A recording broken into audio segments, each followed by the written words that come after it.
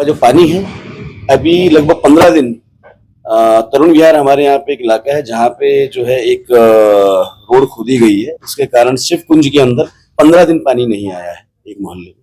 तो अब अगर आप निगम क्षेत्र में रह रहे हैं, राजधानी क्षेत्र में रह रहे हैं और 15 दिन आपके घर में पानी नहीं आता है, तो मैं मतलब सोचने पे विवश हो जाता हूँ कि किस प्रकार के जनप्रतिनिधि हैं, किस प्रकार के जो कार्य समिति है, किस प्रकार के लोग हैं। मैं सोचने पे विवश हो जाता हूँ जब मैं देखता हूँ कि 4 साल 3.5 साल सड़कें खुदी पड़ी है, धूल उड़ रही है। हमारे यहाँ एक नई व्यवस्था आ गई है, दुकानों को आगे सबने पन्नियां लगाना शुरू कर दिया है ताकि धूल अंदर ना आए।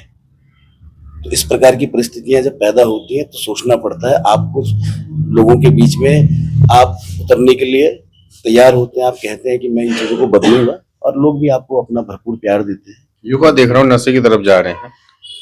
नशा एक ऐसा राक्षस बन चुका है कि वो हमारे पुराणों में एक राक्षस के बारे में कहा गया है ना कि उसका एक बूंद भी जहाँ गिरता था वहां एक नया एक राक्षस उसी तरीके से पैदा हो जाता था। तो जहां जहां उसकी एक भी बूंद गिर रही है वो राक्षस जो अपने भयानक स्वरूप में आ रहा है। हमारी जिम्मेदारी है हमारे युवाओं को बचाने के लिए, हमारी जिम्मेदारी है भविष्य की पीढ़ी को बचाने के लिए। तो आज हम जिस उम्र के दौर में हैं, हमारा जो बुजुर्ग वर्ग है, हमें उन्हें भी सम्मान देना है, हमारी जो माताएं हैं हमें उन्हें भी सम्मान देना है, और हमारा जो भविष्य है हमें उसका भी ख्याल रखना है। तो हम कोशिश करेंगे कि अपने बुजुर्ग वर्गों, अपनी माताएं हैं, बहनें हैं, उनके मार्गदर्शन में, उनके समर्थन में आने वाले भविष्य को संजोने का काम करेंगे। देहरादून को कहा जाता है कि बीजेपी के द्वारा स्मार्ट सिटी के रूप में हमने डेवलपमेंट कर दिया है, लेकिन क्या ये स्मार्ट सिटी के रूप में लोगों का कहना है कि डेवलप नहीं हो पा रहा है।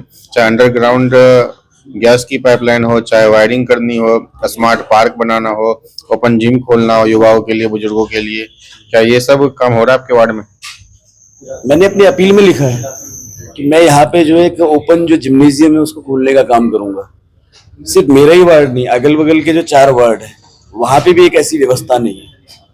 तो मेरी कोशिश रहेगी एक सिर्फ एक ओपन जिम्नेजियम नहीं, एक फ्री लाइब्रेरी, एक प्राथमिक चिकित्सालय, एक बच्चों के लिए आंगनवाड़ी की प्रॉपर व्यवस्था, सीसीटीवी कैमरास, ताकि जो क्राइम बढ़ रहा है उस पर नकेल कसी जा सके।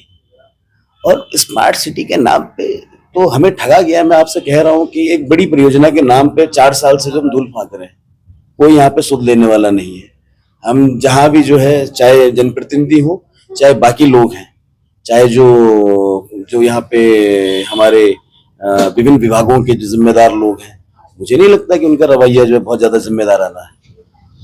तो मुझे लगता है कि इन चीजों को क्षेत्र की जनता जो है जिन परेशानियों को भोग रही है उसका जवाब 23 जनवरी को वो बाहर निकलकर और भारी मतदान करेंगे और मुझे जो है अपना आशीर्वाद देंगे। और कोरोना में भी काफी सिद्धेश्वर महादेव जी की कृपा होगी तो विजय बनाने का भी काम करेंगे। कोरोना में जिस तरीके से महामारी थी, किस तरीके से हेल्प किया गया? कोरोना में देखिए, हम लोग युवा लोग हैं, हमने जो है क्लोज इंटीग्रेटेड ग्रुप्स बनाए, उसमें जितना भी जो है आपका ब्लड डोनेशन का एक बहुत बड़ा एक उसमें योगदान था, ऑक्सीजन सप्लाई का एक बहुत बड़ा योगदान था।